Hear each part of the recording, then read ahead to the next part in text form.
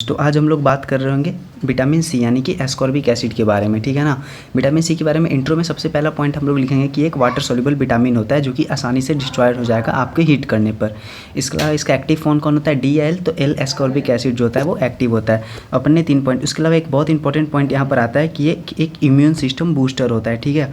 अब आते हैं इसका सिंथेसिस में बस अपने को एक बात याद रखना है कि विटामिन सी जो है हमारे अंदर सिंथेसाइज नहीं हो सकता है, ठीक है ना। इसके अलावा आगे बात करते हैं तो मेटाबॉलिज्म में आते हैं। मेटाबॉलिज्म में मेन बात क्या है कि हमारे बॉडी में एब्जॉर्ब होगा। एब्जॉर्ब के बाद क्या ये स्टोर हो पाएगा हमारे बॉडी में? तो नहीं, विटामिन सी हमारे बॉडी में स्टोर नहीं होता है। क्यों? क्योंकि वाटर सॉल्युबल विटामिन हमारे बॉडी में स्टोर नहीं होते हैं। इसका सिर्फ एक एक्सेप्शन है जो है विटामिन B12। विटामिन B12 जो है वो हमारे बॉडी में स्टोर हो सकता है, बाकी कोई हमारे बॉडी में स्टोर नहीं हो सकता है, ठीक है। तो ये क्या होगा, हमारे यूरिन में एक्सक्रीट हो जाएगा। बस इसके बाद अपने को बस ध्यान रखना है कि यूरिन में किस फॉर्म में एक्सक्रीट होता है ये। तो यूरिन में ऑक्जेलिक एसिड या फिर बोले तो ऑक्जेलेट की फॉर्म में ये हमारे यूरिन में एक्सक्रीट होता है, ठीक है। क्योंकि ये एक रिड्यूसिंग एजेंट है इसलिए ये बेनेडिक्ट टेस्ट देता है विटामिन सी। उसके अलावा अगर बात करें कि हमारी यूरिन में हमें ऑक्जेलेट देखने को मिल रहा है तो उसके 2 कारण हो सकते हैं। या तो वो विटामिन सी से आ रहा होगा, दूसरा वो ग्लाइसिन मेटाबॉलिज्म से आता है, क्योंकि ग्लाइसिन का भी फाइनल प्रोडक्ट ऑक्जेलेट होता है, वो भी ऑक्जेलेट के फॉर्म में एक्सक्रीट हो रहा होता है, ठीक है। इसके अलावा बात करें तो ये हमारे वुंड हीलिंग कैपेसिटी को बढ़ाता है, काफ़ी बढ़ाता है। अब लो लेवल किसके अंदर देखने को मिलता है, जो क्रोनिक एल्कोहलिज्म है, मतलब बहुत ज़्यादा जो शराब पीते हैं। उसके अलावा वो वुमेन जो कि कॉन्ट्रासेप्टिव पिल्स लेती हैं, ठीक है। तो हमने 2 टॉपिक ख़त्म कर दिया। अब आते हैं इसके फंक्शन के बारे में जो कि बहुत इंपॉर्टेंट पार्ट है। तो फंक्शन में इसका मेन फंक्शन मैं बताता हूँ, सारा आपको याद करने की ज़रूरत नहीं है यहाँ, तो हालांकि मैंने काफ़ी लिख रखा है। तो इसमें जो मेन फंक्शन है उसका ये पहला है कि ये हाइड्रोक्सिलेशन में प्रोलीन और लाइसिन के हाइड्रोक्सिलेशन में हेल्प करता है। अब आपको पता होगा जैसे कि हाइड्रोक्सीक्लोरीन और हाइड्रोक्सीलाइसिन का यूज कहाँ होता है, ये हमारे कोलेजन फाइबर बनाने में यूज होते हैं। इसके अलावा दूसरा फंक्शन क्या है, ये एब्जॉर्प्शन बढ़ाता है। किसका एब्जॉर्प्शन बढ़ाता है? आयरन के एब्जॉर्प्शन करवाता है, आयरन के एब्जॉर्प्शन करवाता है। उसके अलावा आरबीसी का मैच्योरेशन करवाता है, आरबीसी का मैच्योरेशन भी करवाता है। उसके अलावा जो है ये आपको फैगोसाइटोसिस में भी हेल्प करता है, ठीक है।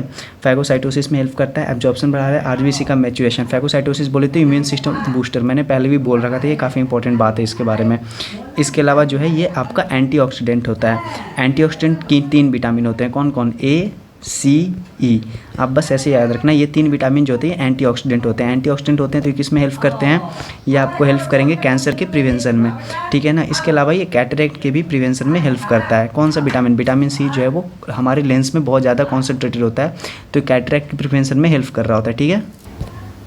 हाँ, तो हमने फंक्शन पे बात कर ली। अब बात करेंगे इसके डिफिशियंसी पे कि अब अगर विटामिन सी हमारे बॉडी में डिफिशिएंट हो तो हमें क्या क्या देखने को मिलेगा।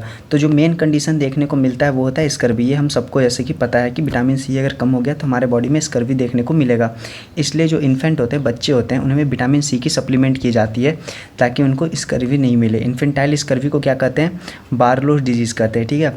इसके बाद देखा जाए तो मैंने पहले ही बताया था कि ये आपका वुंड हीलिंग में हेल्प करता है। वुंड हीलिंग में बेसिकली अब हम लोग बोल सकते हैं कि हमारे ब्लड वेसल्स में कोलेजन फाइबर होते हैं, ठीक है। तो अगर विटामिन सी की कमी हुई तो कोलेजन फाइबर एबनॉर्मल बनेगा, तो इससे हेमोरेजिक टेंडेंसी देखने को मिलेगा, हमारे इंटरनल हेमोरेज देखने को मिलेगा हमारे बॉडी के अंदर।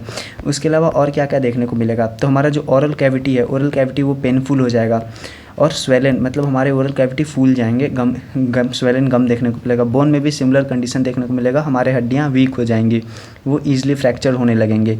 नेल्स कैसा हो जाता है विटामिन सी के कमी में? विटामिन सी की कमी में जो नेल होता है वो है कनकेव शेप हो जाता है। नेल कैसा होता है? कनकेव शेप नेल, थिन और ब्रिटल नेल हो जाते हैं, ठीक है ना।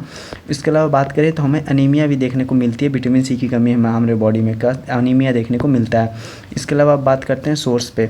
सोर्सेस भी हमारे लिखना बहुत ज़रूरी है। सोर्स जो होता है विटामिन सी का वो कौन कौन सा होता है, ध्यान देना। जितने भी खट्टे चीज़ हमने खाए हैं बचपन से, जैसे कि आंवला खाते हैं हम लोग बचपन से ही, खट्टे होते हैं वो भी, गुआवा, अमरूद हो गया हमारा, लेमन हो गया, नींबू, दिन लाइम हो गया, ग्रीन लीफी वेजिटेबल्स हो गए, वो सारे के सारे क्या होते हैं? सोर्स होते हैं विटामिन सी के।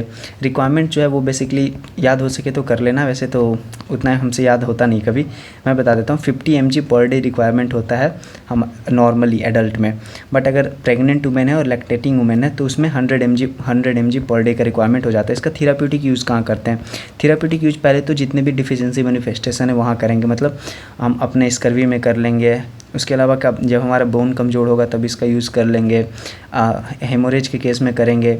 इसके अलावा इन्फेक्शंस में भी करेंगे। इन्फेक्शंस में क्यों करेंगे? मैंने पहले बताया था, ये क्या है कि एक इम्यून सिस्टम बूस्टर है, तो इसलिए हम लोग इसका यूज़ इन्फेक्शंस में करेंगे। सिमिलरली टीबी में भी ये क्योंकि एक इम्यून सिस्टम बूस्टर है, इसका यूज़ टीबी में भी करते हैं, ठीक है। वुंड डीलिंग में टॉक्सिसिटी के बारे में बात करता हूँ। टॉक्सिसिटी के बारे में बताऊँ तो ये बेसिकली क्या होता है, मैं आपको पहले बताता हूँ। ये वाटर सोल्यूबल होता है। वाटर सोल्यूबल होता है तो बोले तो हमारी यूरिन में निकल जाएगा, इसलिए इसका कोई भी टॉक्सिक नहीं होता है। मतलब हमारे जब भी अगर एक्स्ट्रा हमने ले लिया है तो ये हमारी यूरिन में निकल जाता है। सो जम के आंवला नींबू खाना, कोई दिक्कत नहीं होने वाला है तुम्हारी ज़िंदगी में, ठीक है। इसके अलावा बस ख़त्म हो रहा है। मैं आपको ये PDF हमारे डिस्क्रिप्शन में अपलोड कर दूँगा, ठीक है। Okay bye and all the best.